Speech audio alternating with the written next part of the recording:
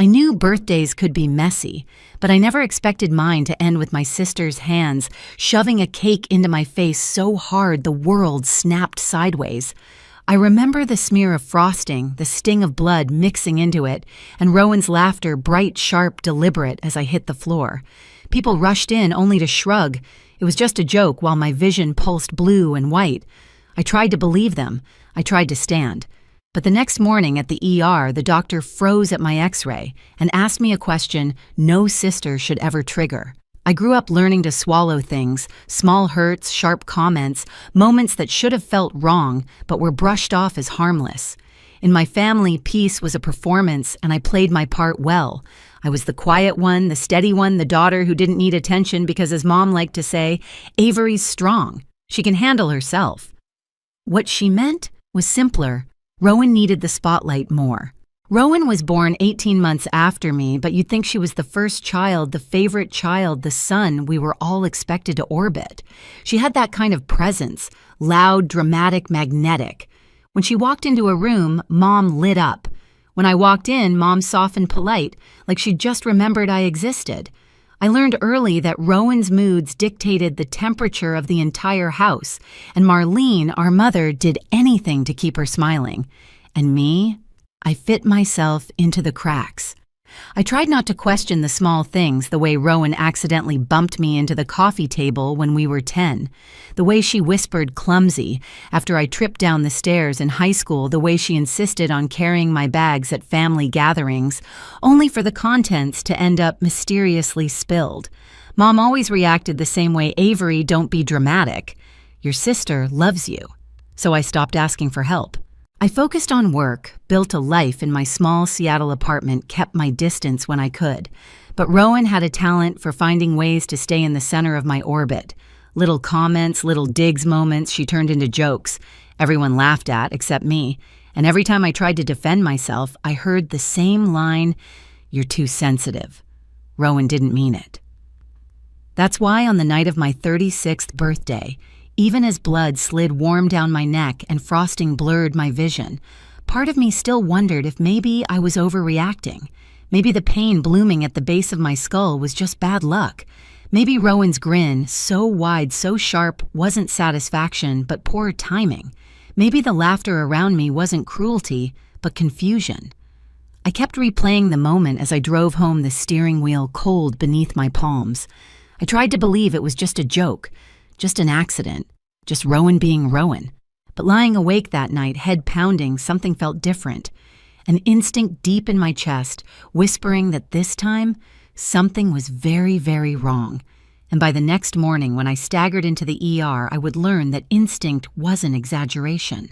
It was memory trying to surface. By morning, the headache had sharpened into something vicious, each heartbeat a hammer against the back of my skull. Bright light made my vision double, and a wave of nausea rolled through me the moment I tried to sit up. I told myself it was fine, that all I needed was water and rest, but my own body disagreed. When I touched the tender spot behind my ear, my fingers came away sticky with dried blood. That was the moment fear crept in. I dressed slowly, gripping the wall when the room swayed. Driving to the ER felt reckless, but calling someone felt worse. I could already hear Mom's voice. "You don't need a doctor. You bruise easily. Stop making a scene." And Rowan would laugh, a light dismissive sound that always made me feel smaller than I already did. So I went alone. Seattle's ER was busy, but when the nurse saw me flinch at the overhead lights, she guided me into an exam room without hesitation. I answered her questions. When did the injury happen? How did it happen? Was there loss of consciousness? Each answer feeling strangely heavy. Saying out loud that my sister shoved a cake into my face shouldn't have sounded like a medical emergency, yet here I was, trembling under the paper gown. Dr. Hanley entered with a gentle knock, his expression calm but attentive. He asked me to follow his finger squeeze, his hands, touch my nose, smile. I did my best, though the room kept tilting as if it wanted to remind me gravity wasn't on my side. "Let's get some scans," he said softly, "just to be safe. Safe." I wondered when I had stopped feeling that word applied to my family. The imaging room hummed with cold machinery. Lying there, staring at the ceiling, I kept replaying Rowan's face, her grin, the way her eyes flickered with something sharp, something triumphant. For years, I had explained that expression away, misread it, excused it. But now, with my skull throbbing and the world spinning, excuses felt suddenly fragile. When Dr. Hanley returned, he wasn't calm anymore. He pulled a stool close and turned the monitor so I could see. "Avery," he began, voice low, "you have a hairline fracture. It's not severe, but it's real. And it wasn't just from yesterday." My stomach dropped. "What do you mean?" He clicked to another image. "This here, a rib on your left side, shows signs of an older fracture. Based on the healing, it happened roughly 3 years ago. 3 years ago, the staircase fall, Rowan behind me, her arms around me afterward, whispering, 'You're so dramatic. You just slipped.' I felt the edges of the exam table dig into my palms as my breath thinned. Hanley watched me carefully, as though trying to decide how much truth I could handle. Then he exhaled, picked up the phone mounted to the wall, and said the words that shifted my entire world. "I need to report this. It's required." Required. As in serious. As in not a joke. As in not my imagination. When he hung up, his eyes met mine with quiet certainty. "Avery, someone did this to you." For a long moment, I couldn't speak.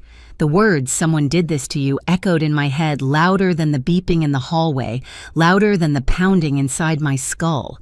I had spent years absorbing blame, shrinking myself, convincing my mind that Rowan's presence during every injury was coincidence. Accidents happen. Sisters, roughhouse. I'm just clumsy. But Dr. Hanley's steady eyes left no room for the stories I'd told myself. A soft knock came before a woman stepped into the room, Detective Carver. She introduced herself with a measured calm, the kind that suggested she'd seen this pattern too many times. She pulled a chair close, sat at eye level, and opened a small notebook. "Avery," she said gently, "I'm here because your injuries raise concerns. I'd like to ask you a few questions." My throat tightened. "About Rowan." Her gaze didn't waver. "About your safety." It was strange the way those two concepts overlapped. She began with straightforward questions. Who was at the birthday dinner? Had there been alcohol? Where exactly was Rowan standing? Had there been previous injuries? Each answer landed heavier than the last. And when she asked if anyone had ever discouraged me from seeing a doctor after an accident, something inside me cracked open. "Yes," I whispered. "My sister. Every time." Detective Carver wrote quietly, then looked up. "Did you believe her reasons I didn't know how to answer? Did I? Or did I just want to believe them because the alternative was unbearable?" I stared down at my trembling hands, remembering Rowan placing an ice pack on my ribs 3 years ago, insisting I didn't need medical bills, calling me overly dramatic. Remembering her scoffing when I tripped in the parking lot, joking loudly that I should be bubble-wrapped. Remembering her moving quickly to clean up any mess caused by my injuries, always positioning herself as the helpful one. "It's like she wanted to be the first person I turned to," I said quietly. "And the last person I doubted." Detective Carver nodded as though that made perfect tragic sense. Before she could ask the next question, the door flew open. My mother's voice cut through the room before I even registered her face. "Avery Lynn Dalton, what on earth are you telling these people?" She swept inside with Gerald in tow, her expression a storm of indignation and fear. Rowan wasn't with them yet. Somehow her presence clung to the room anyway. "A fracture," Mom demanded. "From a birthday joke." "This is ridiculous. Tell them you're confused. You bruise easily. You've always been sensitive." Sensitive. Dramatic. Overreacting. Words that had shaped my entire childhood now pressed against the bruised edges of my adulthood. Detective Carver stood posture, calm but unyielding. "Mrs. Dalton, I need you to step back. Your daughter is speaking with me privately." Mom's jaw tightened as she glared at me, betrayal twisting her features. Not betrayal of what Rowan might have done, but betrayal of the fact that I dared speak. And in that moment, something inside me shifted again, not a crack this time, but a settling, a decision. For the first time in my life, I didn't shrink. "Mom," I said, voice steady despite the tremor beneath it, "I'm not confused." Her eyes widened, furious and disbelieving. I turned fully toward Detective Carver. "I want to continue."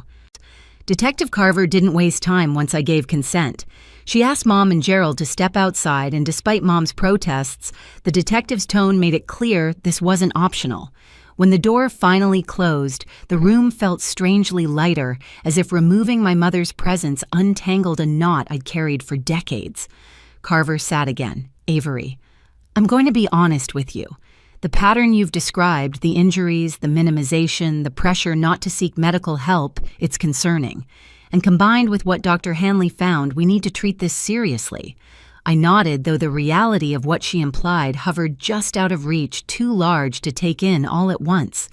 We've requested the restaurant's security footage, she continued, and we'll be talking to every witness at your birthday. For now, I want you to focus on your safety.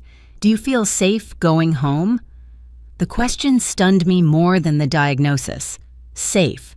The word felt foreign, like it belonged to other people's families. I'm not sure I admitted. Carver softened. That's an honest answer. It's a start. Before she could explain next steps, the door cracked open again. This time it was Elise, my aunt. She hovered hesitantly in the doorway until Carver nodded permission for her to enter. Elise stepped inside, her eyes glossy with something that looked too heavy to carry alone. Avery, she whispered, I should have come sooner. Her voice trembled, and when she reached for my hand, hers was cold. I tried calling you last night, she said, but when I didn't reach you, I had a feeling something wasn't right. She looked at Carver. Detective, can I speak to you both? I have information. Carver motioned for her to sit. Go ahead. Elise swallowed hard. I've seen Rowan hurt Avery before. My entire body stilled. Elise continued, voice shaking. When Avery was little, there were moments small at first that I didn't know how to explain. I told myself it was sibling rivalry or accidents or kids not knowing their strength. But as they got older, Rowan changed. Or maybe I finally saw it clearly. She wrung her hands. I saw her push Avery on the stairs once. Avery was maybe 12. Everyone thought she slipped, but I was standing at the top landing. Rowan shoved her, hard. My breath caught. I remembered that fall, how Mom scolded me for ruining the holiday photos with a bruised cheek, how Rowan hovered next to me offering cookies and fake sympathy. Elise wasn't finished, and 3 years ago, after Eleanor's funeral, she took a trembling breath. I overheard something. Rowan found out about the Victorian house. She didn't say it to your face, Avery, but she was furious. I heard her telling someone on the phone that accidents happen and that if you were less competent, she'd be the one to manage everything. The room went very still. Even Detective Carver stopped writing. A cold shiver slid down my spine. Elise's voice cracked into a whisper. I should have told you sooner. I was scared of Marlene, scared she would cut me out entirely. But after what happened last night, I can't stay quiet anymore. Carver nodded slowly. Thank you, Elise. This helps us build a clearer timeline. She stood. Avery, I'll keep you updated. For now, Elise will take you home, and stay away from your sister until we've completed our interviews. I agreed because the truth was simple. I didn't want to see Rowan. Not until I understood who she really was. 2 days passed in a blur of phone calls, updates, and long silences inside my apartment. Elise stayed with me, insisting she wasn't leaving me alone. I didn't argue. The quiet company felt like a soft landing after years of walking on glass. On the 3rd day, Detective Carver called. We viewed the footage, she said. Avery, it was deliberate. The words pulsed in my ear. She angled the cake. She looked over her shoulder first. And after you fell, there's a moment, barely a second, where she smiled before pretending to panic. A cold wave washed through me. I didn't respond, so Carver continued. We also obtained her phone. There are notes that detail past incidents, dates that match your injuries, and something labeled future. My chest tightened. Future projected opportunities. When you'd be alone. When you'd be most vulnerable. Avery. This wasn't spontaneous. She planned patterns. I felt Elise's hand on my back as I sank onto the couch. We're moving forward with charges, Carver said. I need you to be present at a family meeting Sunday evening. We'll arrest Rowan there. A tremor rippled through me. Why in front of everyone? Because this time, Carver said the entire family needs to see the truth. Sunday came too quickly. Elise drove me to Mom's house, the same house that had held decades of quiet dismissals and rearranged memories. When I stepped inside, Rowan was already there, laughing, chatting, glowing with the ease of a person who believes they've won. She saw me and smirked. "Oh, look who's finally healed." Mom hummed disapprovingly. "Avery, don't start anything. Start anything." As if I had ever been the one who did. Before I could answer, a knock echoed across the dining room. Detective Carver stepped inside with 2 officers. "Rowan Dalton," she said, voice clear, "you're under arrest." The room erupted. Mom shouted, "This is absurd." Gerald backed away pale. Elise stayed rigid beside me. But Rowan, her transformation was instant. The pleasant facade drained, replaced by something sharp and feral. "You're kidding," Rowan said, laughing too loudly. "For what?" A birthday joke. Carver didn't flinch. "For assault. And for evidence found in your possession indicating intent to cause future harm." Rowan's eyes flicked toward me, narrowing. "You think you're so perfect, Avery? You think you deserve that house? You think Eleanor loved you more, she only pitied you?"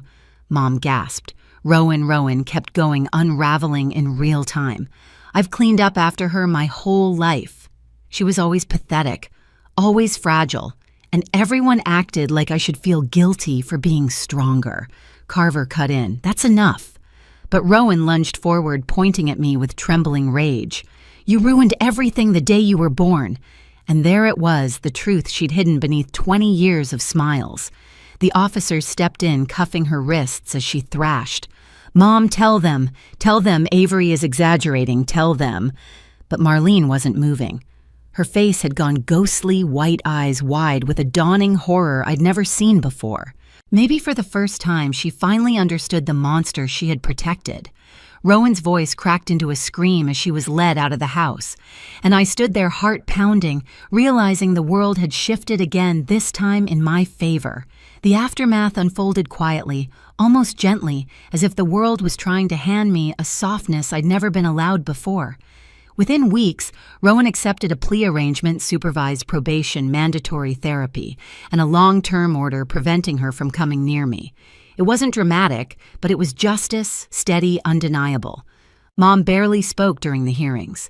When the evidence was read aloud, the footage, the notes, the old injuries, something in her seemed to collapse inward. One afternoon, she called to tell me she'd started therapy. Not for Rowan, for herself. For the years she spent denying what she didn't want to see. I didn't know what to say, so I said the only honest thing, "I hope it helps." The Victorian house became my quiet refuge. Restoring it felt like restoring myself room by room, memory by memory. And when I opened the doors as the first meeting space for the Eleanor Center, a resource hub for people trying to untangle family-made wounds, I felt something I'd never felt growing up. Safe, seen, free. Some people say family loyalty means enduring anything, but I've learned that real loyalty, real love doesn't demand silence in the face of harm. It protects, it heals, and sometimes it requires walking away from the people who taught you to doubt your own pain. I'm still learning what a healthy life looks like, still finding my footing inside the freedom I never expected to have. But if my story proves anything, it's that truth doesn't just break things apart. It clears space for something better. If you've ever carried a wound like mine, share your story below. And if you want more real stories like this, make sure you're subscribed. You're not alone.